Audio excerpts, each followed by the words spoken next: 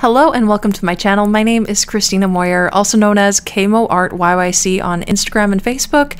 Go there to check out my daily inspiration and drawings and things and happenings there.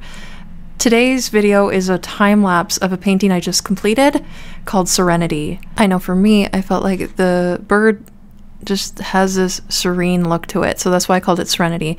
But I'm curious to know what you would call this piece. Wait till you see the end and then put in the comments below what you would have named this piece if you don't think Serenity would have been the name. I'm just curious to know. Everybody sees art differently and we get something different out of each piece. So I'm really interested to know what you think about this piece and what you would have called it if you didn't think Serenity was the name. But not that I'm going to change the name, I'm just saying I'm really interested to know what you think about this piece and what you feel, because for me as an artist, what other people feel about a piece always intrigues me. I'm very in tune with my emotions, and what I'm creating is very much linked to my feelings and the desires of my heart. So these things that inspire me that I decide to paint are all about moments of awe and inspiration and beauty, and that's what I paint. And so these landscapes, these creatures, people, whatever it is, these are things that move me in some way. And I typically like to go towards the feelings of awe and just kind of those moments that almost take your breath away. And that's kind of what I want to share with my work. So I'm hoping that that's how you feel, and at least with something that I've created. And it might not always be the case because I have different emotions as I create things. Maybe I'm going through something different. It's really interesting. Last year, as my husband was going through a lot of heavy-duty cancer treatments and so many difficult moments and news that we were receiving, the pieces that I was creating, if you kind of link it to those things, if you look at my website and I've got the description of each piece, I kind of do a little mini essay about each piece, is the feelings and insight behind some of the decisions I've made, is the reasons why I've chosen the piece. And sometimes that doesn't fully come to me until after it's been created, because insight into a piece, what's beautiful about it is it evolves, and so it's changing, and I just love that. So let's talk about this piece a little bit. This is an 18 by 24 inch canvas stretched to 1.5 inches of depth, so you don't have to put a frame around it, though floating frames can look really beautiful. But if you just don't want to spend the extra dough on the frame, which is fine, but you know, if you're spending money on an original painting, adding in a frame is not really that much more expensive. So I decided to pick this piece. This is from a photograph, and because I did just a section of the photograph, I used a grid. Now a grid is where I take the photograph, I've printed it off, and then I create a little grid on the photograph, and then I expand that to a larger size, or whatever size I'm going for. So a little math involved, but nothing too complicated. Once I have both grids in place, I begin sketching out the main areas that will help me as I'm painting the piece. If you're struggling with your drawing skills and you really want to get it exact, especially with proportions, then this is a great way to start out. This isn't normally how I create a painting, but this is how I just decided to do it for this one. As you can see, I'm placing blocks of color in certain areas, and I'm not fixated on detail at this moment. I know in the past I've spent way too much time fixating on those details in the beginning when it's not as important, when I just need to lay down that foundation layer and just get that color on there and then start building on that, especially since I'll likely be covering that anyways. I have a vivid memory of being a grade 9 art student, and we each got to paint something on this mural in the stairwell, and that year we did an Under the Sea theme, and I chose this red octopus, and I was really nervous because, you know, it's in the stairwell, so people are walking by, and I sketched it out, and when I sketched it out, I made all the detail, like I did shading and everything with graphite on the wall. Why I did that, I don't know. Were we instructed in that way? I have no idea. I feel like most of my art classes, no offense to my art teachers because I love them, but most of the time I was just go for it. Like, I don't feel like a lot of it was, this is how you do this. Like, I feel like it was just like, do this, like, here's the project plan, go for it. If you're good, you get a good mark. If you're not good, you don't get a good mark. Like, what I don't know. It's just, art is one of those weird things sometimes. Anyway, so I'm sketching this octopus. It's this cool red octopus. I'm so excited. People are loving it as they're walking by. They're like, hey, that looks really cool. And then I started painting it.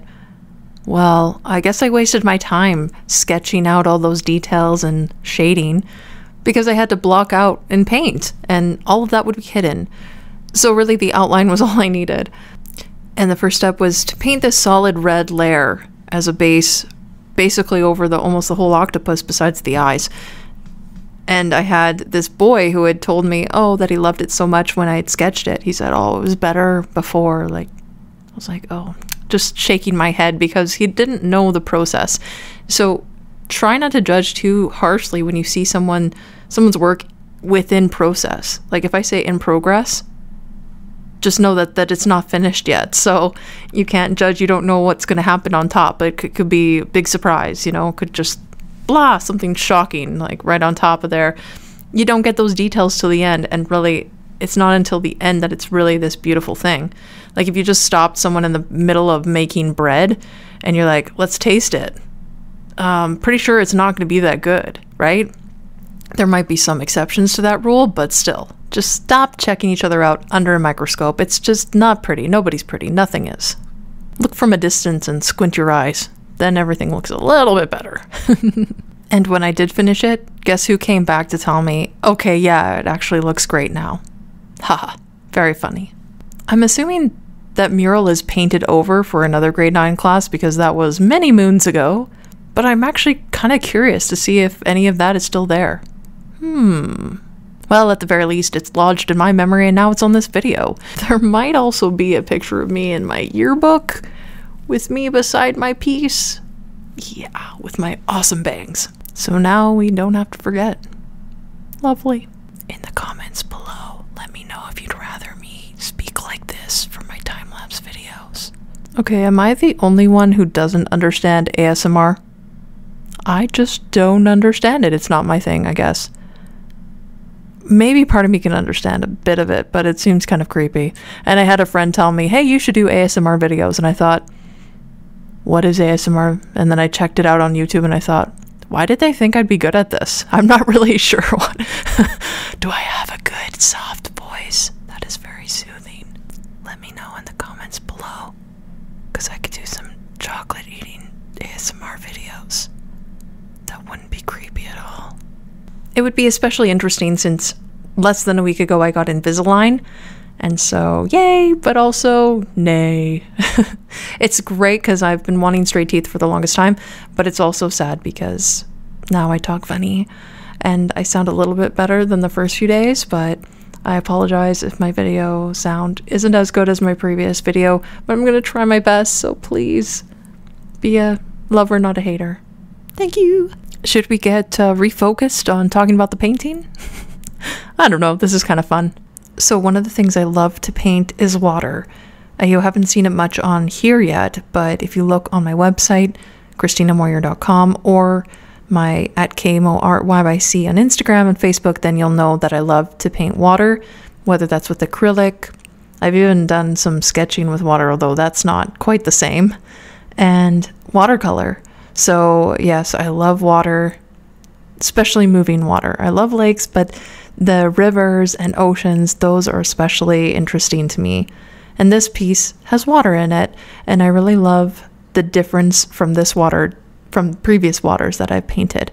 So I like to challenge myself. I know that the focus of this piece is really the bird, but to me, in a way, it's the water, and I love the rippling effect and the colors that come about through it. It's just amazing to me how water can take on pretty much any color. And so you have these areas that are water, but they look completely different from other areas. And so the approach isn't, how do you paint water? Okay, paint it like this. This is how you do it. There you go. This is very much like, what do you see? And paint what you see. And I find that that's a really good exercise to do. And that's the exercise of painting water, in my opinion. It's the whole left brain, right brain discussion, and I find it very fascinating, and I really love to explore that as I look at an object that I know, and I try to make it something that I don't know in my mind, so that when I'm painting or drawing it, It's not a thing that I know. It's just lines. It's just awareness of space compared to other space, and identifying that with the tool that I'm using. If you're interested in this topic, I have another video called Drawing Upside Down, and it's not where I'm physically upside down drawing. It's actually drawing the piece upside down, revealing little bit by little bit so that you can draw without the distraction of your brain telling you this is this and this is how you draw it. I think this comes from a learned behavior of being taught this is how you draw a simple version to represent something, maybe from icons and things like that. And that's not really the truth of what something looks like. So if you're trying to draw something realistically, that's not going to help you how you learned all those years. Yeah, it's a quick fix to make something represent something, but it's not in reality what something looks like. And it's especially not going to help you if you have different viewpoints of that same object. Let's do a little quick example here. Grab your phone, because you probably have it with you, and face it so it looks like a rectangle. Okay, now start turning it around so that you're just looking at, to kind of make it the thinnest point. Okay, if you were to draw that, just imagine right now. Do you see the face of it? What do you see? Okay, keep turning it. Now stop before you get on a flat plane. You have perspective right now. Keep turning it till you get back to the rectangle shape. Now just keep twisting it around and imagine the space that it's taking up behind it. So this is why it's important to know visually how to draw something based on what it looks like and not what it is. Because if I was just to say, hey, draw a cell phone, you'll probably just draw a rectangle shape with maybe some buttons on the side or maybe some icons to help you know what it is. You're not gonna worry about the perspective of it. But as soon as you're drawing a cell phone in somebody's hand, you might have different angles happening. You might have a different perspective. And if all you've been taught is draw a rectangle, this is going to throw you off and be like, I don't even know what to do. Let's just enjoy the rest of the piece with a bit of background music. It is called Serenity after all. Perhaps I should just shut my mouth and let you listen and enjoy.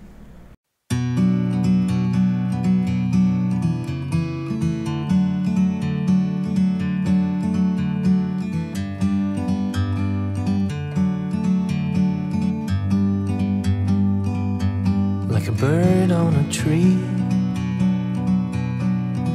I'm just sitting here. I got time, it's clear to see. From up here, the world seems small. We can sit together. It's so beautiful, you and me. We meant to be in the great outdoors, forever free.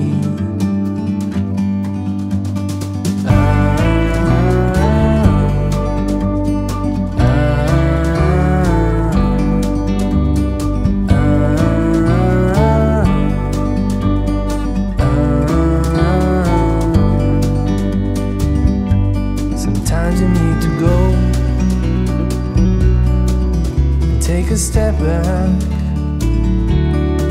to see the truth around you. From a distance you can tell.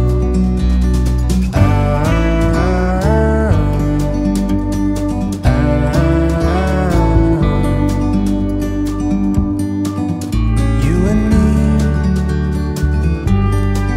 were meant to be outdoors,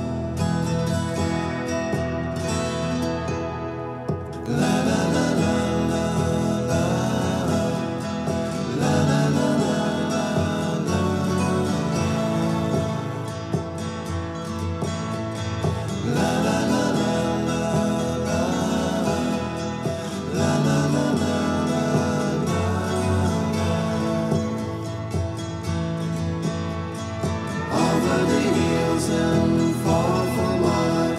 She's waiting for love to be realized.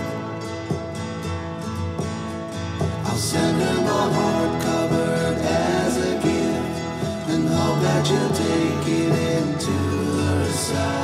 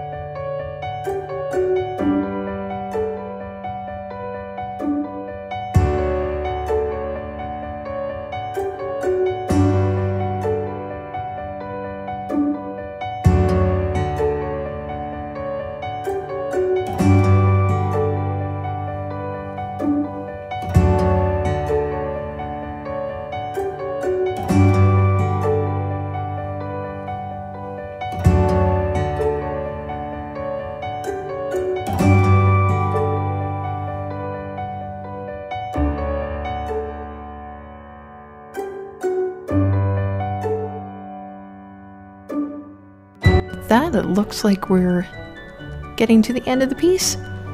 As I sign it, all those little details are in there, and let's zoom right into that signature of the KMO Art YYC. That's me on Instagram and Facebook. And as I jerkishly move this around so you can kind of see it, still figuring out I've got a webcam, you can kind of see the shadow of it. There's some details in there you can kind of see a bit better maybe. I hope you enjoyed, and if you like this, please give me a thumbs up and subscribe to my channel so you can see more fun things, time lapses, and all kinds of fun art stuff. Thank you so much for watching. Have a wonderful day. Bye-bye now.